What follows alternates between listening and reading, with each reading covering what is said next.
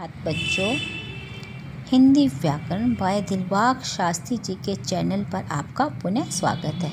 आइए आज हम पार्ट 2 आदि कांड के बारे में पढ़ते हैं। इसमें अयोध्या नगरी का वर्णन किया हुआ है। राजा दशरथ अयोध्या के राजा थे। उनकी नगरी कैसी थी, किस ढंग से बनी थी, उसके बारे में बताया गया है। त्रेता युग में कौशल राज्य के राजा दशरथ थे। राजा दशरथ कौशल राज्य के राजा थे। दशरथ का जन्म इक्ष्वाकु, उनके वंश का नाम है इक्ष्वाकु वंश में हुआ था। उनके पिता राजा अज थे। दशरथ के पिता राजा अज थे। कौशल नगर जो था सरयू नदी के किनारे बसा हुआ था। नदी का नाम है सरयू नदी के किनारे बसा हुआ था। इसकी राजधानी अयोध्या थी। कौशल राज्य की राजधानी अयोध्या थी। अयोध्या अत्यंत सुंदर नगर था जो सुनियोजित अच्छे ढंग से बनाया गया था। यह नगर 12 योजन मील लंबा और 3 योजन चौड़ा था। नगर की रक्षा मीन्स पहरेदार थे नगर की रक्षा के लिए, और ऊंची ऊंची दीवारें बनी हुई थी। दीवार पर शतहनियाँ तैनात थी। सुंदर सुंदर तस्वीरें बनी हुई थी। दीवार के बाहर गहरी खाई थी। अयोध्या की रक्षा के लिए सैकड़ों सैनिक नियुक्त थे। यानी कि अयोध्या नगरी बहुत सुंदर थी। राजा दशरथ यहाँ के राजा थे। यह नगर सरयू नदी के किनारे बसा हुआ था। इसकी राजधानी अयोध्या थी जो बहुत सुंदर थी, सुनियोजित अच्छे ढंग से बनाई गई थी, जिसकी लंबाई 12 योजन थी और 3 योजन उसकी क्या थी, चौड़ाई थी। नगर की रक्षा के लिए पहरेदार थे। चारों ऊंची ऊंची दीवारें थी। दीवारों के ऊपर सुंदर सुंदर चित्र तैनात थे। दीवार के बाहर गहरी खाई थी। अयोध्या की रक्षा के लिए सैकड़ों सैनिक नियुक्त थे। राजा दशरथ का महल भव्य था, बहुत सुंदर था। यह नगर के मध्य में था, शहर के मध्य में था। यहाँ के परकोटे मीन्स ऊंचे भवन तक 8 सड़कें जाती थी। नगर में सुंदर विशाल भवन थे। इस नगर में भवन जो थे बहुत विशाल थे और सुंदर थे। पूरा नगर उद्यानों यानी कि बाग बगीचों से सुशोभित था, सुंदर था। नगर वासियों के मनोरंजन के लिए अनेक स्थान थे। अयोध्या वासी धन संपदा से पूर्ण थे। अयोध्या नगरी जो थी, वहाँ के रहने वाले लोग थे धन संपदा, उनके पास अपार संपत्ति थी। वहाँ के लोग वीर, दृढ़ संकल्पी तथा धार्मिक प्रवृत्ति के थे। वहाँ के लोग क्या थे, बहादुर थे, दृढ़ संकल्प, अपने संकल्पों पर दृढ़ निश्चय रखते थे, धार्मिक विचारों वाले थे। उनका जीवन आदर्श जीवन था। यानी कि आदर्श किसी का अनुकरण करते हैं तो वहाँ के लोगों का जीवन हम अनुकरण कर सकते हैं। इसीलिए नगर में सर्वत्र चारों ओर सुख शांति में वातावरण था। ये वहाँ के लोग कैसे थे, धन संपदा से पूर्ण थे। अयोध्या नगरी में कोई भी व्यक्ति गरीब नहीं था। सब वीर थे, दृढ़ संकल्पी थे और धार्मिक प्रवृत्ति वाले थे। उनका जीवन एक आदर्श जीवन था और वहाँ पर सब सर्वत्र चारों सुख शांति का वातावरण था, माहौल था। अब क्या थे, राजा दशरथ थे, इतने बड़े राजा थे, उनकी कोई भी संतान थी, वो चिंतित रहते थे। तो राजा दशरथ ने पुत्र प्राप्ति के लिए यज्ञ करवाया था। राजा दशरथ की 3 रानियाँ थीं।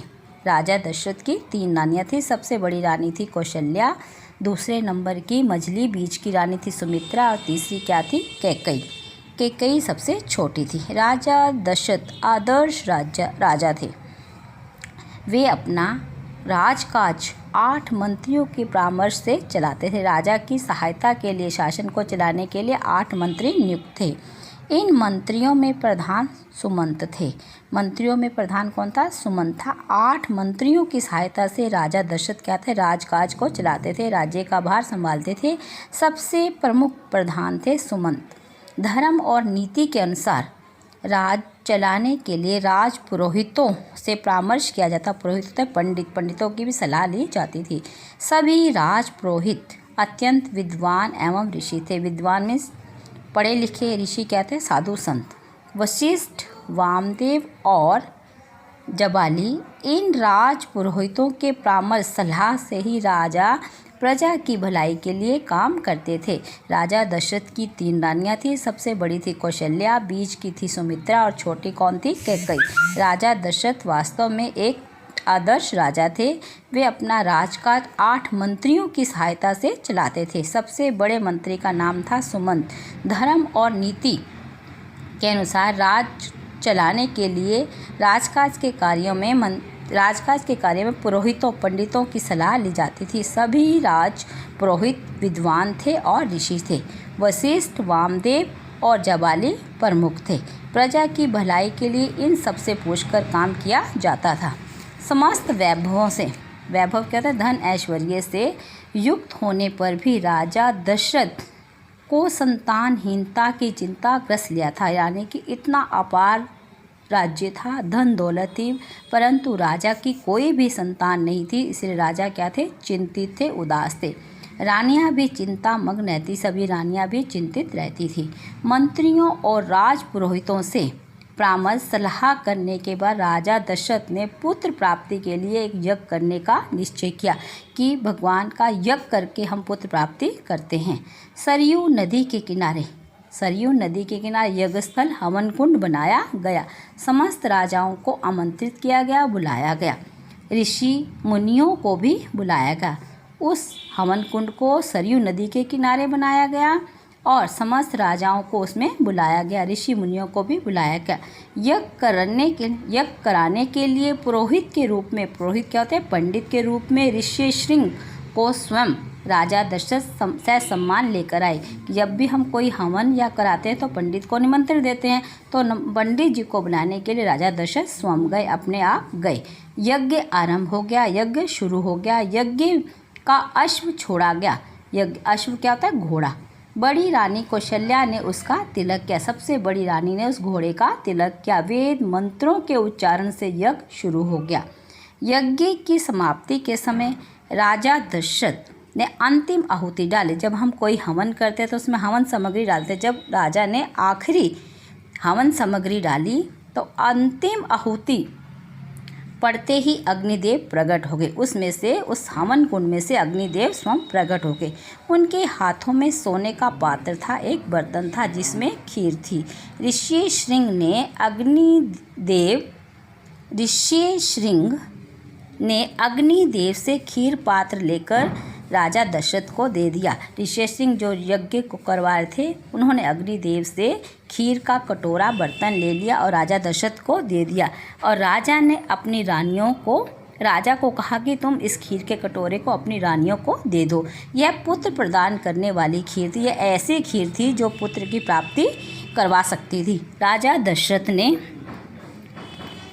दशरथ ने खीर पात्र कौशल्या को दे, सबसे बड़ी रानी थी कौशल्या को दे दिया। कौशल्या ने आधी खीर खुद खा ली और आधी खीर दूसरी महारानी को दे दी। और सुमित्रा ने भी, दूसरी महारानी कौन थी? सुमित्रा ने भी आधी खीर खा ली और उसका तीसरा हिस्सा कैकेयी को दे दिया। कैकेयी ने आधी खीर स्वयं खाकर आधी सुमित्रा को दे दी। यानी कि सुमित्रा रानी ने 2 बार खीर खाई, कौशल्या ने 1 बार और कैकेयी ने भी 1 बार। ये खीर क्या थी? पुत्र प्राप्ति के लिए थी। अब राम कैसे प्रकट हुए? किस दिन प्रकट हुए? भय प्रकट कृपाला दीन दयाला कौशल्या हितकारी की हर्षित महतारी मुनि मनहारी अद्भुत रूप विचारी की। राम जो है सबके दुखों को दूर करने वाले हैं। कौशल्या के सबसे बड़े पुत्र हैं, जिनको देखते ही सब लोग खुश हो जाते हैं। उनकी रूप क्या है? अद्भुत है। तो श्री राम का जन्म कब हुआ? श्री राम का जन्म चैत्र माह के शुक्ल पक्ष की नवमी को हुआ। कि चैत्र मास अप्रैल का महीना था, इसकी शुक्ल पक्ष की नवमी को दिन हुआ। पुत्र पाकर कौशल्या की प्रसन्नता की सीमा नहीं रही कि कौशल्या बहुत ज़्यादा प्रसन्न हो गई। सुमित्रा ने 2 पुत्रों को जन्म दिया, क्योंकि सुमित्रा ने 2 बार खीर खाई थी। ये थे लक्ष्मण और शत्रुघ्न। सबसे छोटी रानी कैकेयी के यहाँ भरत ने जन्म लिया। राजा की 3 रानियाँ थीं, लेकिन पुत्र 4 हुए। कौशल्या माता के राम और कैकेयी के कौन हुए? भरत। और मझली रानी के लक्ष्मण और शत्रुघ्न 2 पुत्र पैदा हुए।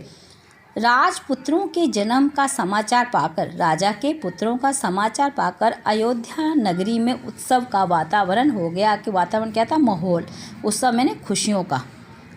राजमहलों में मंगल गीत गाए जब बच्चा होने पर गीत गाते हैं तो राजमहलों में भी मंगल गीत गाए जाने लगे। देवता गण पुष्प वर्षा करने लगे कि भगवान जो थे, देवता जो थे, पुष्पों की वर्षा बरसाने लगे। चारों भाई शनै शनै धीरे धीरे बड़े होने लगे।